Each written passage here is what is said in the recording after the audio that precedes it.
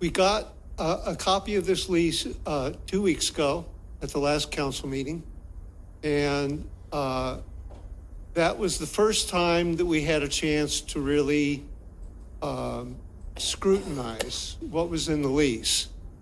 I'm here to urge you not to sign it yet. Last year, we served 1,500 adults and 700 youth. 700 youth we had on the water last year.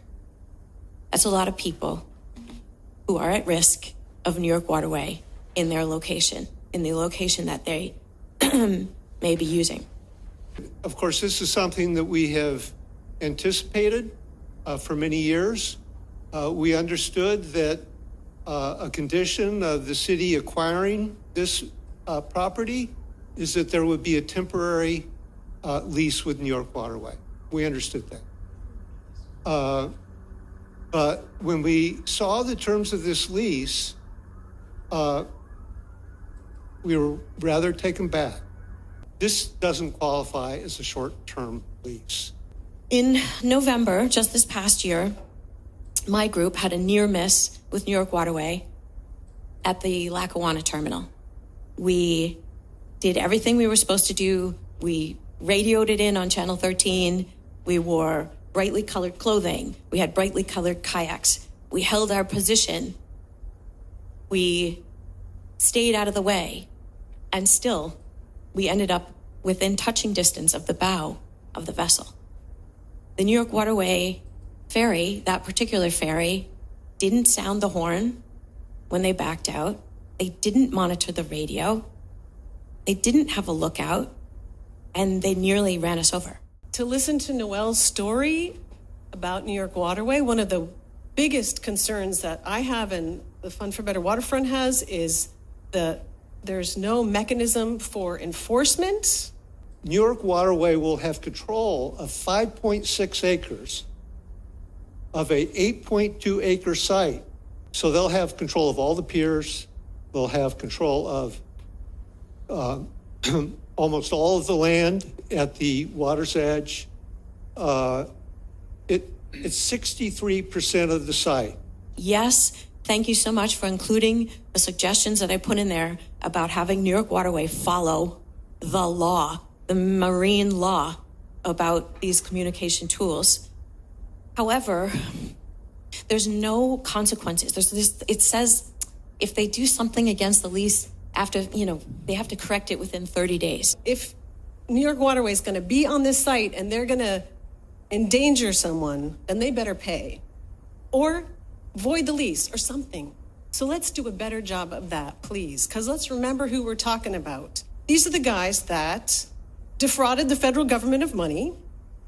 They were incredibly investigated by the EPA for dumping raw sewage in the Hudson River for years. Let's see, what else? The Coast Guard pulled 23 of the 32 boats because they didn't pass inspection.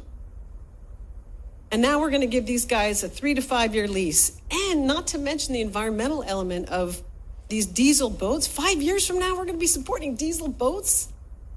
Now, I appreciate the New York Waterway has made some effort to do some electric and hybrid boats, and that's a good thing. And maybe we'll get some of those boats. The city is promising that we'll start building the park. You're going to have a contract before you tonight. You're going to be able to hire someone to design the park. So we'll be getting a park soon. Well, I don't quite believe that.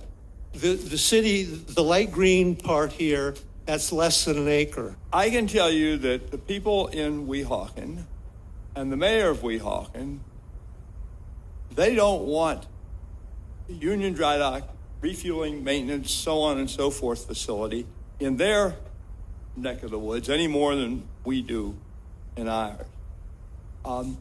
Mayor Turner is smart, powerful, wily, and will do everything he can to make sure that once the facility is running down here, that it never goes back up there.